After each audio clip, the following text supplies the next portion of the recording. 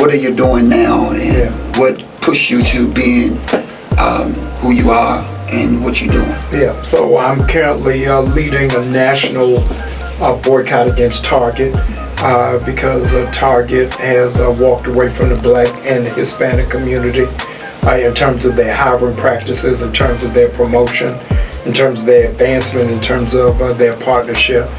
Black people spend $12 million a day at Target, and so we shouldn't have to negotiate for respectability.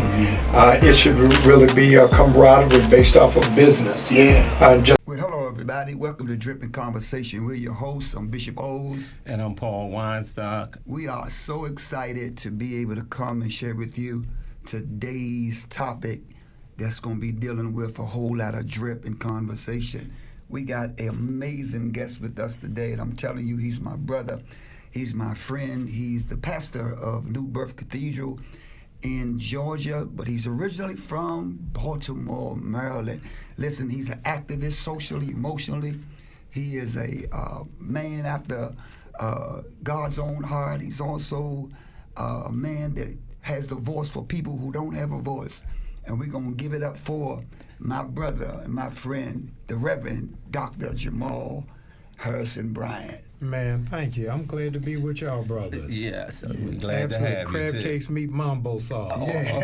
Baltimore done came to D.C. Yeah, so I'm grateful. Baltimore Washington Park. That's right. 295 is alive. Yeah, so can we just break the ice and start off with a little personal conversation with us too, right? What we heard, they say that they chased you out of Baltimore, so you moved to Atlanta and didn't call us to to come and defend you. Brother, let me say this to you.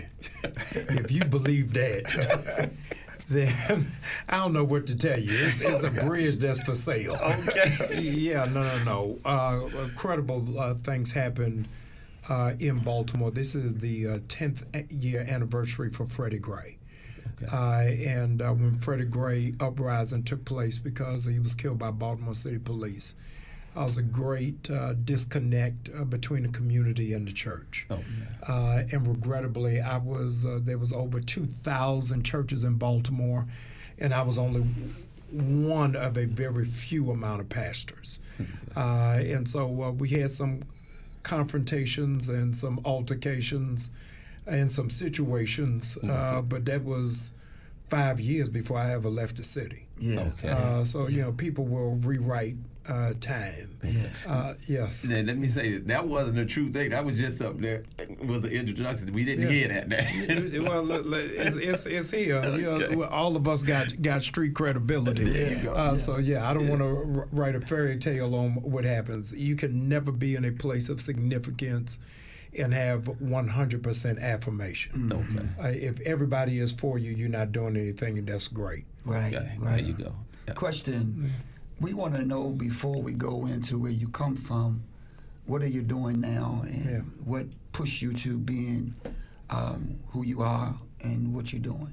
So I'm currently leading a national boycott against Target because Target has walked away from the Black and the Hispanic community in terms of their hiring practices, in terms of their promotion, in terms of their advancement, in terms of their partnership. Black people spend $12 million a day at Target, and so we shouldn't have to negotiate for respectability. It should really be a camaraderie based off of business. And just on a business model, this should be a no-brainer. So that's what I'm presently working on. Wonderful. So one of the number topics we wanted to address, and we all been through it, is relationships. And we know that the women deserve their flowers and respect and everything. So we just wanted you to speak on and the better ways to handling relationships and things of that nature. It's general. I think that every relationship is custom tailor-made to the person, and so everybody brings their own trauma, brings their own experience, and comes with their own set of values. And so who is good for you may be good for you for where you are. They may not be good for who you are for where you're going. The Bible opens in Genesis chapter 3, and he creates Adam and says, this garden is yours. Mm-hmm. He then says, the dominion is yours. You have the authority to name everything in the garden, Mm-hmm. and whatever you call it, that's what it's going to be. Mm-hmm. Then he speaks with specificity that church people have messed up. He said, this man should not be alone. Right. Not all men. Some men should be alone. Okay. It should be left alone, Okay. and have no intention for relationship. But every man has got to gauge that from that biblical model. Do you have somewhere to live? Mm-hmm. Do you have dominion over something? And do you understand what your assignment is? And if you can't check those three, then you're not prepared for a relationship. Could it be safe to say that before God gave Adam Yeah. a woman, he gave him work? Yes. And so would it be safe Yeah. to say if a man doesn't have work, it's good for him to be alone? Yeah. And because men don't know their assignment, they will work women. Got it. Yeah. Yeah. Got it. Yeah, so they ain't got nowhere to live but her house.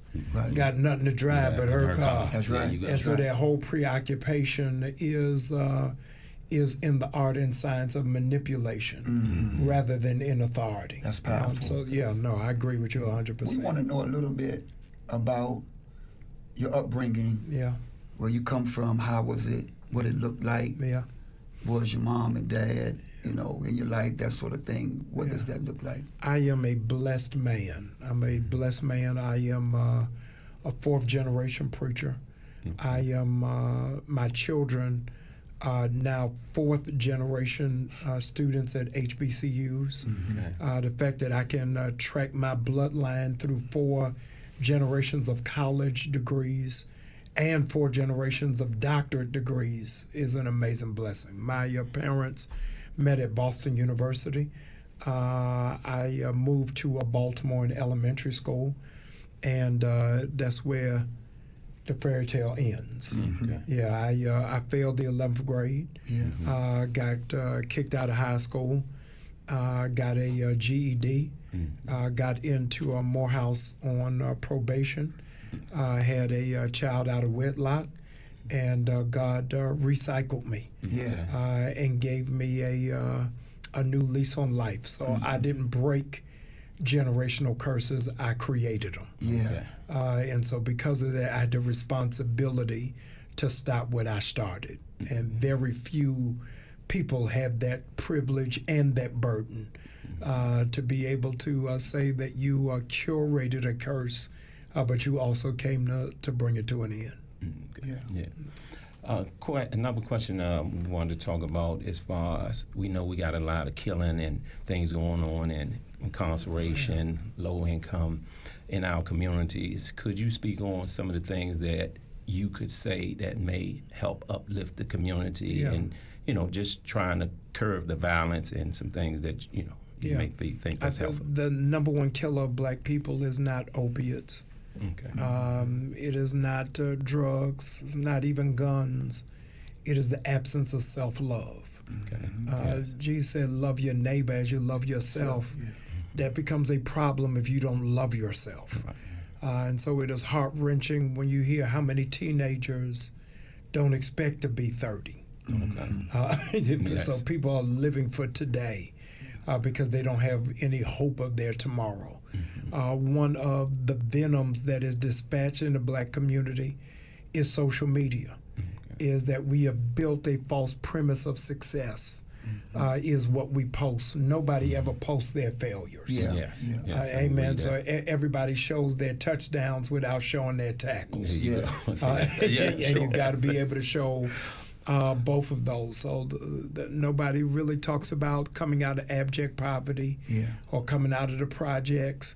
Now everybody is balling. I remember a couple of years ago, we did a prom giveaway for disadvantaged youth in Atlanta. Told them to come to the church. We had free tuxedos, free dresses. And we had a problem with teenagers we brought from the projects because they wanted to know where were the red bottoms. Oh, wow. Yes. Now, your parents ain't got nothing. Yeah. But you making a mandate from the church. Right.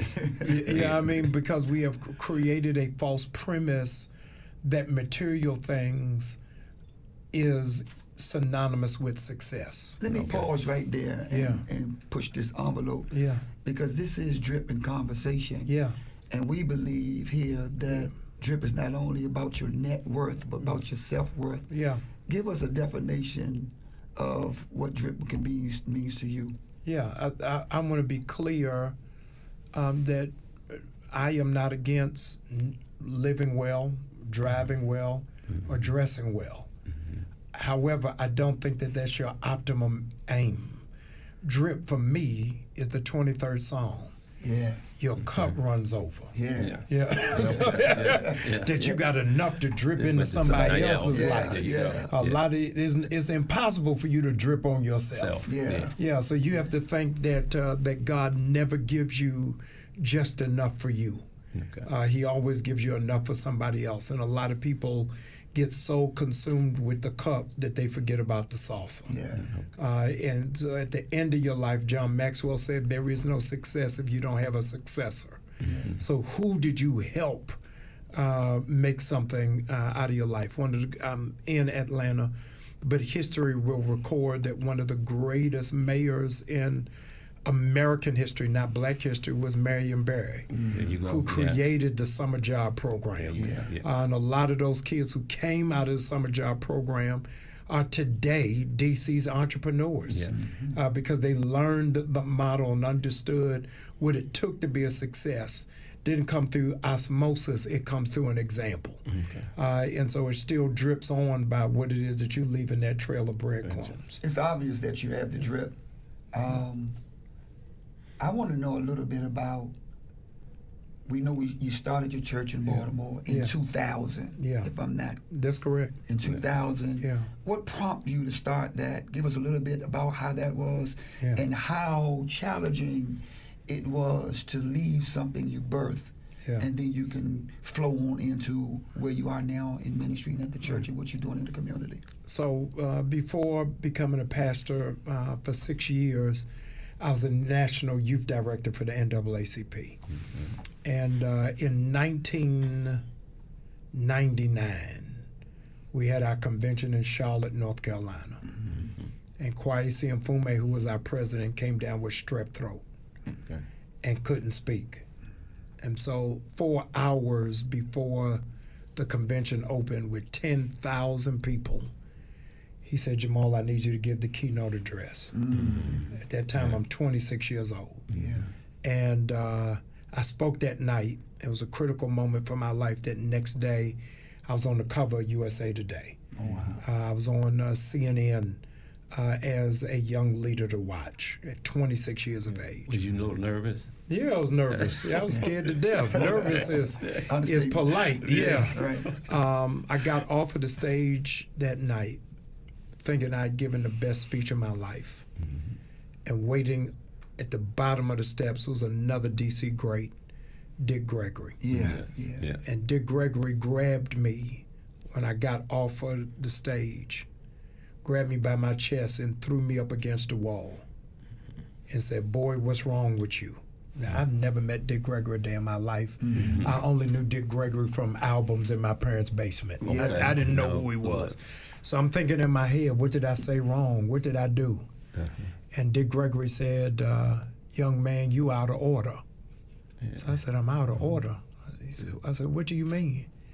He said, you don't belong in here. You should be a pastor. Oh, wow. Now, those in D.C. and fans of Dick Gregory should know Dick Gregory didn't go to church. He didn't believe in the black church and thought it was all a scam. So I was convicted that day. And I'm glad to tell this story in D.C. Dick Gregory came my first service. And when I finished preaching, Dick Gregory walked up into the podium and took the microphone and said, for 40 years I've been an entertainer, and you always buy your tickets before you could come see me perform. Only in the church do y'all wait till after the sermon to give. So Dick Gregory, I take with great pride, raised my first offering. Wow. That day. So I had a real come to Jesus moment from somebody who didn't even ascribe to church, which says to me, you never know who God is going to send and where that voice is going to come from and where you'll get that nudge. Now, just on that note, what makes this partnership with me and Bishop O's, we got different belief systems, right? Okay. And I'm going to let Bishop expand on that a little bit, how we work together. How we connected. Yes. Yeah. Well, Paul is Muslim. Great. Yes. And I'm a Christian pastor. Yeah. But we have come together to synergize and to partnership and to be able to embrace without endorsement. That's which great. means if the block need to be fed, we feed the block. Yeah. We embrace that without endorsing our religious aspects. And I know for many churches and many Christians that we think the only people you can connect with is who we believed in together. Yeah. And so we come together to let the world know that we can embrace without endorsing. Yeah. We can feed a block without ever having to go into religion. Yeah. And so, I think it's beautiful. Black people have been deluded that the only way we can have alignment is through agreement. That the only way that it can work is we got 100% agree on everything. Right. Yes. And that's not true. We got to find what is that common ground of what can advance the community and make us great. And you all are a great picture and a great example for Black America, number one. I'm still trying to get them saved, though. Yeah, well, keep trying. Every now and then I had to throw something at them. And we have a very intelligent conversations about the religion. We be helping each other and learning from each other. No, that's a beautiful picture. So it's an awesome setup. Right. And so you started your ministry. Yeah. And around 18th year, if I'm not correct. Yeah. God had you leave what you birthed. Yeah. How was that like? Easy. Easy. Yeah. That was not a prayer decision. That was an exit. Okay. Yeah. I talked to pastors around the country that it becomes frustrating because everybody associates depression with failure. And nobody talks about being depressed while being successful. The most Bishop Olds, most suicides are not in the projects, it's in the suburbs. Most ODs are in the suburbs, not in the projects. Most divorces are in the suburbs, not in the projects. Money is not what makes you happy. It is finding what is your purpose and finding what is your grounding. And for my last 2 years at Empowerment Temple, I had hit a brick wall because I knew I had peaked.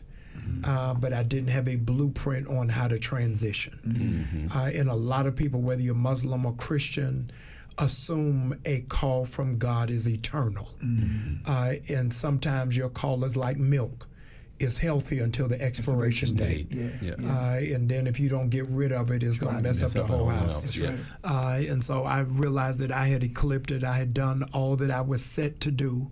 But I saw my assignment as a retirement and didn't know that God had something great in store for me. Now, I really was going skirt around it, but I think that it can help somebody. Of course, you were married before. And tell us a little bit how that was. You don't have to go into it as much, but we got some time. We're here. So I went through a public divorce, and I had to, Bishop Olds, navigate what very few people have to deal with a private matter in public space. And realizing that a matter of the heart can't be fixed with PR. And a lot of people deal with stuff for Instagram, deal with it for TikTok. I was on my way over here with my wife, and a friend of mine is grieving, and he went live grieving. So I was like, what do you give yourself the space to deal with privately? And so it took me a long time to navigate what I was dealing with privately was not for public consumption. And so I had to deal with that through therapy. I had to deal with that in real self-evaluation. I had to deal with it in my own manhood of that journey. And so it was a harrowing process for me, but it was necessary. And so I was divorced for 11 years, not necessarily trying to find the right person, but trying to find the right me. Yeah, you go. Yeah, you go. Yeah, so it wasn't the person that was missing, it was me that was out of order. So my wife I'd known for years, I knew that was the person, but I wasn't right for who she needed and for who I needed to be. Right, okay. So let me ask you another question as far as generational wealth, right? Yeah. Now, we have people that come and they speak about generational wealth. However, the conversation about generational wealth be at a high peak. And when I say a high peak, for individuals that financially may be all right. And I feel as though we need to actually meet some of our people or enhance or acknowledge some people to give them information of how we can start at a smaller level and meet them where they at. Can you give us a... So Black Enterprise says that 87% of black businesses never become second generation because the children were never trained, were never given the business. And what is important for that, Kwesi Mfume in his book, No Free Ride, said we give our children everything they want and forget to give them what they need. And that's a critical part. In dealing with generational wealth, the primary example I always bring up is Barry Gordy, the founder of Motown Records. No bank in Detroit would give him a loan to start a record company. So he had a family meeting. And the family heard his vision for Motown Records. And then the family drew up a contract on the terms of how they will be paid back with the interest rate in it. And so what nobody ever talks about in the real success of Barry Gordy is the whole family, once the label exploded, the whole family moved to L.A., but nobody in Barry Gordy's family can sing. Nobody in the family can play instruments. None of them are good on the soundboard. None of them write songs. They all became wealthy because they invested in the gifted one. Two things black families have got to learn.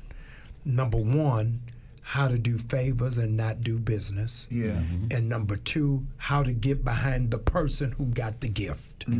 If we can stop the competition in the family, I think that we'd be able to get to another level. So skirting a little bit further, we kind of stopped on the transition because Paul called me one day and we, he know you and I have a relationship. He was like, man, I need you to see this clip. And you said something profound. You said, me cheating does not make me a cheater. Yes. Just like me lying don't make me a liar. Yes. It don't become who I am. Yeah. And that was a powerful statement because some people get labeled by what they do and they're not really what they did. So you find it more in the Bible than you do in the Quran, is that in the Bible, people are identified by their brokenness. In the Quran, you are recognized by your process. Two totally different things. So today, there was a woman with an issue of blood. And I never know her name. There are two blind men on the side of the road. I never know what their name is. So your identity becomes your deficiency. And we've carried that into the church and into the culture. And so the black church, in large measure, doesn't have space for transformation. They only celebrate the finished product. So everybody celebrates Paul, but nobody wants to talk about Saul. You know what I mean? So people want the clean version of your testimony. They skirt around the dirt. So imagine if we got young men in the studio with us that you can't see. But if I take one of these young men to Bishop Old's church, or I fly him back to Atlanta with me, and I have testimony service, and one of these young men get up and say, you know what, I was smoking a pack a day, and I'm down to 2 cigarettes.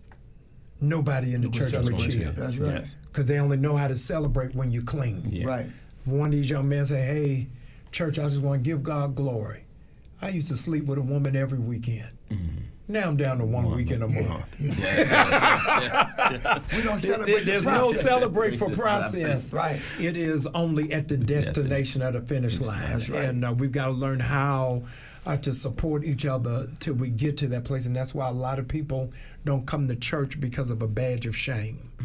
And that's why people feel like I'm not worthy, I'm not honorable. I'll say to you, and I say publicly, the Nation of Islam's success is birthed on the church's failure. Nobody talks about Bishop O's that Malcolm X was the son of a Baptist preacher. He goes to jail. None of the deacons visit him. None of the missionaries visit him. Nobody from the youth choir goes and visit him. But Muslims saw his value and poured into him. You understand? Saw his value. Nobody wants to talk about that. Mr. Farrakhan came out of Episcopal Church in Boston, where I'm from, and his pastor was one of the fathers of liberation theology. But the church didn't pour into that gift. The fastest growing population, which is why you're important, fastest growing population in Black America is no longer Christianity, it's Islam. Islam became the fastest growing demographic in the Black community in 2015. The reason why that's significant is that church people were shouting and Muslims were witnessing. Right. And so we got to figure out, do we have room for the process? I'll never forget, I preached at the Baltimore City Jail while I was still pastoring in Baltimore. The warden invited me to come. And 300 brothers got saved that one day. I'm excited, giving people high fives. We did it. Yeah, I did a human wall outside of the Baltimore City Jail of women and children whose husband or son or brother was in jail. So the whole time I'm inside is a human chain of women around the jail.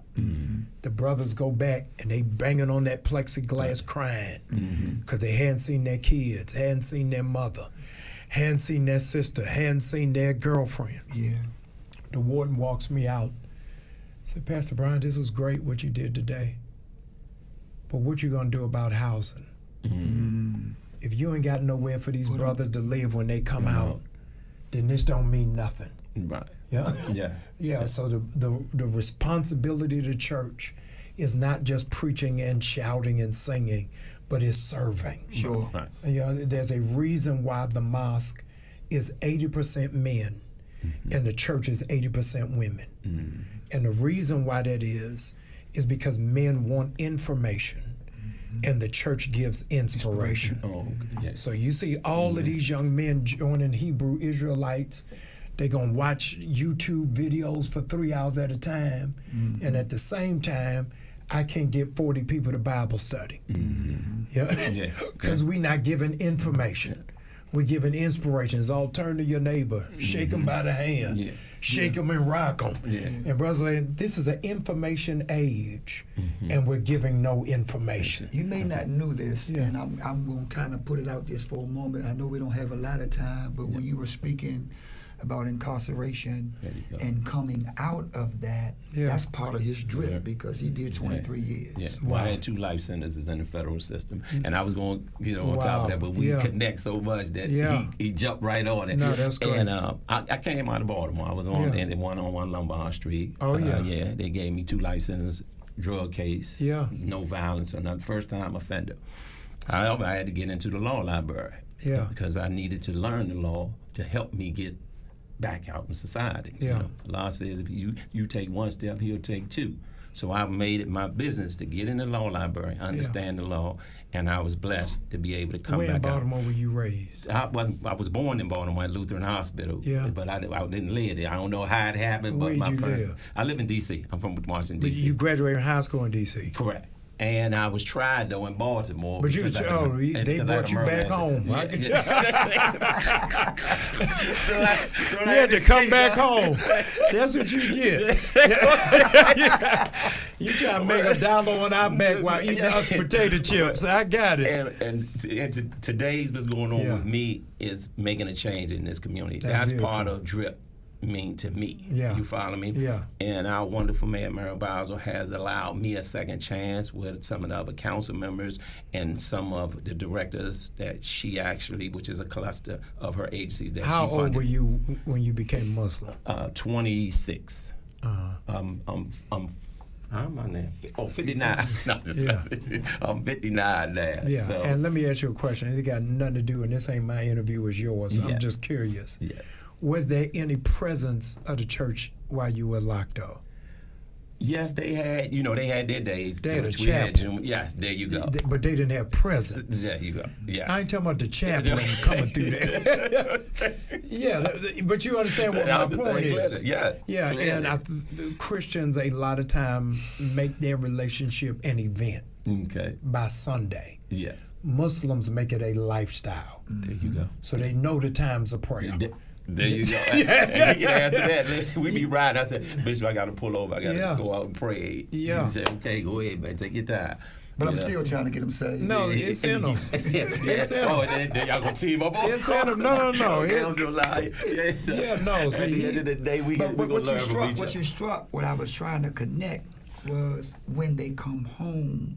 Yeah. You said housing, Jobs. housing, Yeah. and that's what Mental he's health, been- wraparound service. Yeah. He's been doing that, dealing with the reentry of returning citizens and providing housing and education, financial literacy, and trying to touch the community with this. Now, what sector Islam are you? A Sunni Muslim. Yeah, I knew it. Yeah.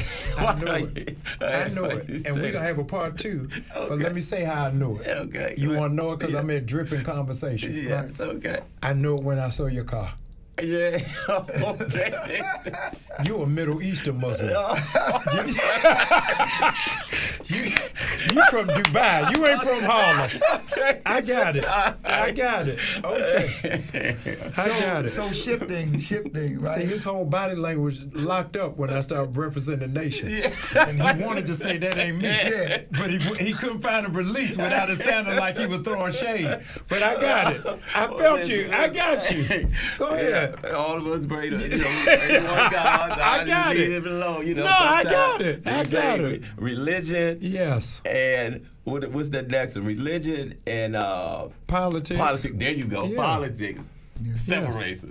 I But got my it. whole thing is this also, is pushing to get us to come together like this, Yes. not be divided. Yes. One of the biggest things that we face as black people or Yes. people of color, Yes. that we will rather have 100% of nothing than 10% of something. Yes. And we got to learn how to come together, Yes. and that's what I'm pushing to get us to come together. I'll give you another example. I do a lot of traveling. If I see something that makes sense that I can uplift communities, Yeah. not just Washington, D.C., because I go to Baltimore a lot. Yeah.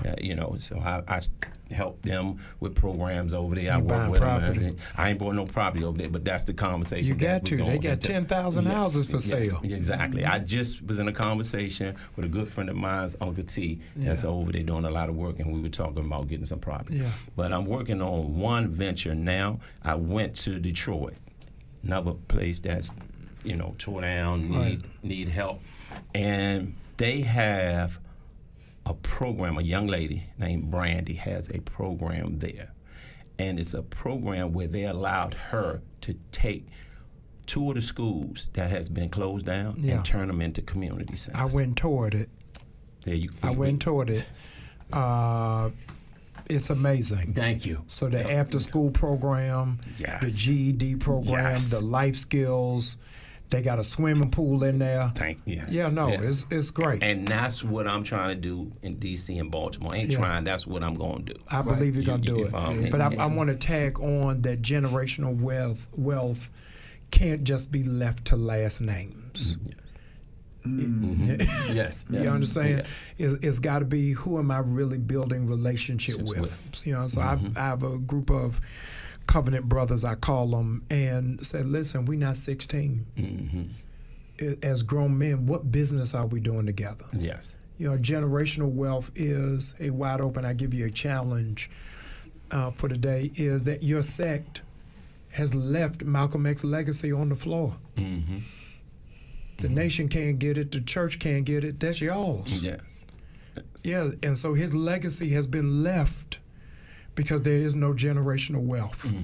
Yeah, it's critical. The generational wealth that you would have to consider that Malcolm X has no male heirs. So when the daughters pass, what's left? Yes. You got there's no way in the world Martin Luther King Jr. has one grandchild. Yes. What's next? Where the grandchildren of Medgar Evers? Yes. Fred Hampton, H. Rap Brown, Huey Newton, Elaine Brown. So we've got to figure out how do we curate to be the successors rather than waiting on the next. Right. And we're always waiting on the next without preparing somebody to be next. And I think that that's part of our responsibilities is curating generational wealth can't just be nepotism. Right. It's got to be community minded to say, here's somebody from the neighborhood, from the school I went to, from the zip code I was a part of, or the cell block I was in, who I can pour it in. A part of our disconnect, my wife and I are coming from an event of highly successful black people who more often than not are leaving most of it to their namesake and not to the community. Yes. And I think is another form of elitism. It is a thing, Charlemagne the God has a book called Black Privilege. You know what I mean? Right. So if all of the kids go to the same charter school and we're not reaching back for those who don't have an option for school choice, then we're really acting like other people just in blackface. There you go. Let's cut across the field. Yeah. In closing, you leave Baltimore, Power Temple, you got through the public distortion, and you go to New Birth. I want you to talk a little bit about that. Then we want to hear how happy, because I'm happy for you. Yes. That you found your bride. Oh man, listen. I don't even know where to start with that. Yeah. So I went to, for those of you who don't know, New Birth was formerly pastored by the late Bishop Eddie Long, who passed in 2016. I took over that church right at the top of 2019, the end of December of 2018, and I was met with a church that was saddled in immense debt, between $32 and $34 million worth of debt, was facing 6 months away from foreclosure. And God has allowed us to resuscitate the ministry and turn it around. We have more than cut the debt in half. We're about to break ground on 150 mini homes. We've opened up a clinic, opened up an African-American textile museum, are able to host a charter school, and able to incubate black businesses. We have fed 1 million people through our food program. And in the middle of that, God showed me a queen. To help me get through it. So I tell people, like, I got a church and a bride through the same job. And so she makes life easier for me, ministry lighter for me, and the work is not as heavy for me. I'm telling you, life rises and falls on who you choose. And who you choose for your life will either advance your life or be an impediment for it. And so I had evidence that God loved me, not because of the car that I drive or the house that I live in, but by the woman He gave me. I am so happy that you're happy. Hey, man, you're not as happy as me. You're not as happy as I am. That's right. Yeah, we ain't doing no TikToks yet like you, Bishop O, but we trying to get it together. Yeah, if we roller skate, we both falling down, but we getting it together. No, I'm grateful. Thank you for showing a generation, Bishop, how to love out loud, and to do it in fun and do it in life. You don't even know how many people you are impacting just by your example. Those of us who got any street credibility. Looked at matching pajamas as corny. You done made it cool. So y'all got matching bathrobes. Y'all doing it all. So thank you for showing us how to do it and how to do it right. Yes, sir. Yeah. So what can we expect from the Bryants? We gotta have you. We gotta have them back. Both together. Oh no! Listen, she a show all by herself. I know it. She Gladys Knight. I'm the Pips. I'm her backup dancer. Yeah. So no, she got the flowers because she won't smoke weed. I got to give her all the flowers. But she's great. But no, she has so much intelligence, so much capacity, so much tenacity that I just look at her in awe. I am embarrassed by how good I got it in having that kind of woman. I bring too much baggage to have somebody who's on a helicopter. Wow. But she still allows me to take off, and so I'm grateful. Okay. Well, you guys complimented each other very well. Thank you. We're excited.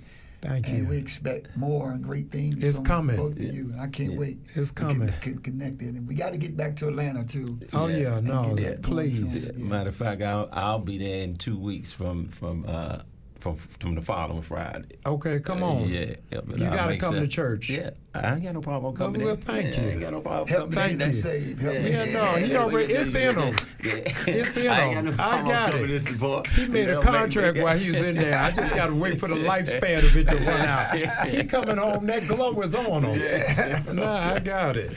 Yeah. So lastly, what would you say to the audience that's watching from young and old, how to recover, how to set vision, how to be as transparent and candid as you are to go to the next level? What would you say to somebody that's watching right now?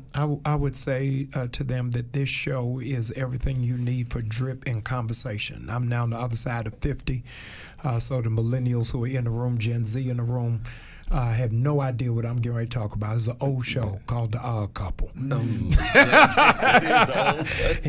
The Odd Couple, one is a sports writer, the other was a lifetime museum and restaurant critic. And somehow or another, they learned how to live together. I want to challenge every person who's listening to find common ground with somebody who you don't agree with. And today I want to make it easy. If you're a Democrat, on Instagram, follow somebody who's Republican. If you're a conservative, find somebody who's liberal, and have conversations not to respond, but have conversations on how to learn and find out what is that common ground. We can do more together than we can apart.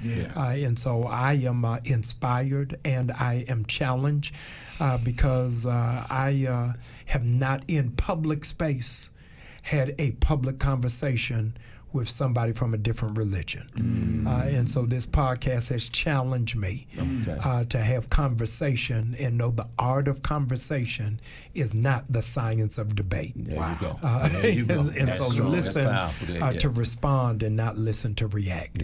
And so I don't have any words for those of you who are listening, but to tell you all to keep listening to Dripping Conversation. So whether you got on a Kufi or got on Kenneth Cole, you got space in this conversation. Yes, sir. Yes. And before we close out, I just want to give a special thanks, especially for you coming and your lovely wife, but also we want to send a special thanks out for our wonderful mayor, Mary Bowser, and the director, LaToya Foster, for allowing us to actually use this agency. I want to give a shout out to your mayor. 2 weeks ago, I had on my podcast, shameless promotion, the head of Black Lives Matter. And I said to her, how do you feel about the mayor of D.C. making the decision to change Black Lives Matter Plaza? And she said, to your mayor's credit, leadership is making difficult decisions that are not popular. And a lot of times the masses will never understand the decision of a leader. But what the weight of what a leader has to carry has got to go beyond mass groupthink. And so I want to give a major shout out to Madam Mayor for making a difficult decision but making one for what she thought was best for the community and best for the city. So all the way from Atlanta to Washington, D.C. Let me give a major shout out to our mayor. Well, thank you. What a blessed conversation with Drip, a conversation. Remember, Drip is not about just net worth, but it's about self-worth. Keep tuning in. More to come. Peace.